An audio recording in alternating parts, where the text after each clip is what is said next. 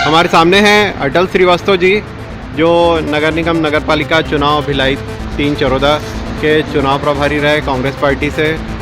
अटल जी अभी पर्यटन विकास मंडल बोर्ड में अध्यक्ष हैं और बिलासपुर लोकसभा का चुनाव भी लड़ चुके हैं। काफ़ी मतलब ऐसे सामान्य मार्जिन में चुनाव पे इससे पीछे रहे हैं। अभी चुनाव में प्रभारी थे भिलाई 3 नगर निगम के, जिसमें काफ़ी बड़ी सफलता हासिल हुई है। वहाँ पर कांग्रेस पार्टी का और शहर सरकार बनी है। क्या कहना चाहेंगे अटल जी, संदेश क्या देना चाहेंगे जनता को? देखिए, 20 साल बाद चरौदा भिलाई नगर निगम में कांग्रेस का महापौर और कांग्रेस का सभापति बैठा है। इस जीत को मैं छत्तीसगढ़ के यशस्वी मुख्यमंत्री भूपेश बघेल के कार्यशैली की जीत मानता हूँ कि उन्होंने जिस तरीके से मुख्यमंत्री बनने के बाद छत्तीसगढ़ की अस्मिता, छत्तीसगढ़ के स्वाभिमान, छत्तीसगढ़ की लोक कला, छत्तीसगढ़ की संस्कृति, छत्तीसगढ़ के गांव, छत्तीसगढ़ का किसान, छत्तीसगढ़ के युवाओं के लिए जो 3 साल में एक विश्वास पैदा किया काम करने का, ये उसकी जीत है। अब शहरी क्षेत्र के मतदाताओं को भी मुख्यमंत्री जी के ऊपर विश्वास हुआ है कि वो अब यहाँ का विकास कार्य करेंगे और मैं ऐसा मानता हूँ कि आने वाले समय में चरौदा और भिलाई छत्तीसगढ़ का सबसे खूबसूरत नगर निगम का क्षेत्र होगा।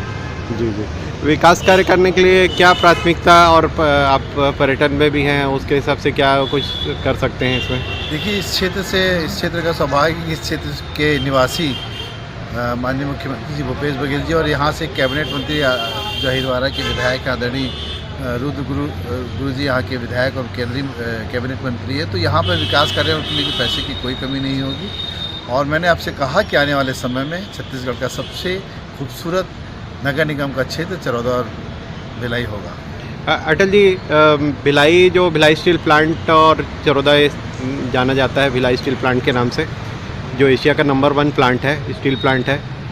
और मेरे को ऐसा लगता है कि छत्तीसगढ़ में भी पर्यटन का एक बहुत बड़ा केंद्र है भिलाई स्टील प्लांट, क्योंकि अब वो सेल के इसमें आता है, स्टील मंत्रालय के अंदर में आता है और आपका राज्य सरकार के अंडर में आता है। तो कैसे कोऑर्डिनेशन करके यहाँ पे नया पर्यटन का संभावना कर सकते हैं? देखिए, भिलाई स्टील प्लांट पूरे देश का सबसे बड़ा स्टील प्लांट है जो और सबसे पहला स्थापित स्टील प्लांट जो कि पब्लिक सेक्टर में बना था।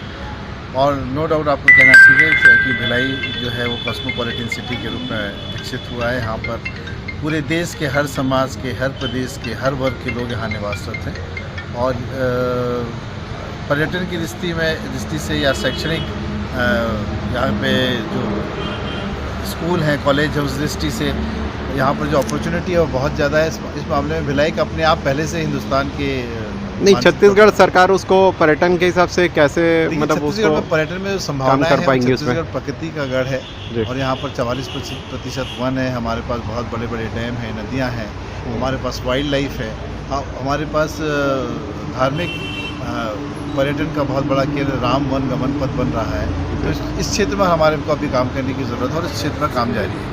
एक स्टील प्लांट और जो भिलाई स्टील प्लांट है उससे भी एक कोऑर्डिनेशन करके भी आप पर्यटन का एक केंद्र मतलब उसका रख सकते हैं यहाँ पे सेटअप, जिससे भिलाई अपने आप में एक पर्यटक क्षेत्र है। भिलाई पूरे देश में जाना जाता है। पहले जब छत्तीसगढ़ राज्य नहीं बना था तो लोग बिलासपुर रायपुर को नहीं जानते थे, और भिलाई स्टील प्लांट को पूरा देश और पूरा विश्व जानता है।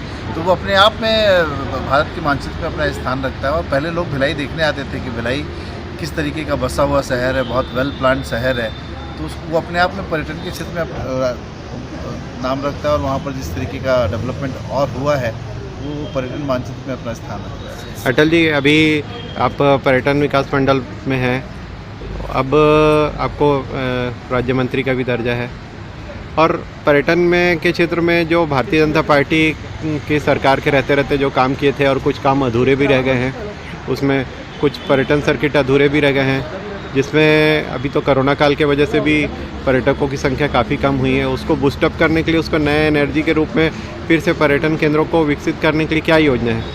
देखिए, आने वाले 1 साल के अंदर जिस तरीके से अभी हमने राम वन गमन पथ में 2260 किलोमीटर जो एरिया है जहाँ पर भगवान राम ने के पश्चिम में पड़े थे और जो छत्तीसगढ़ के क्षेत्र से उसमें से 9 जगहों को चिन्हित कर विकसित करने का काम किया है। वैसे ही छत्तीसगढ़ में जो सतरंगा बांगो डैम है उसमें वाटर स्पोर्ट्स और वाटर एक्टिविटीज़ के रूप में विकसित किया जा रहा है। हमारा जो चित्रकूट प्रपात है, जलप्रपात है, वो पूरे हिंदुस्तान में सबसे लंबा जलप्रपात के नाम से जाना जाता है, उसको विकसित करने का काम चल रहा है। और बिलासपुर में जो चनाकबाग नेशनल पार्क है जहाँ टाइगर रिजर्व है, उसके लिए एक नया मास्टर प्लान तैयार किया गया जो कि आने वाले समय में उस पर काम होगा और वो अपने छत्तीसगढ़ के वाइल्ड लाइफ सेंचुरीज़ में अपना नाम बनाएगा। तो ये थे हमारे साथ अटल श्रीवास्तव जी, बिलासपुर से लोकसभा चुनाव लड़ चुके हैं। अभी वर्तमान में पर्यटन विकास मंडल बोर्ड के अध्यक्ष हैं, कैबिनेट मंत्री का दर्जा है छत्तीसगढ़ शासन में। साथ में है अभय नारायण राय जी जो कांग्रेस कमेटी के प्रदेश प्रवक्ता हैं, उनका भी सहयोग इस चुनाव में अटल जी के साथ में रहे हैं और प्रभारी के रूप में काम किया है अटल जी ने। काफ़ी अच्छा परिणाम आया है। धन्यवाद अटल जी। धन्यवाद।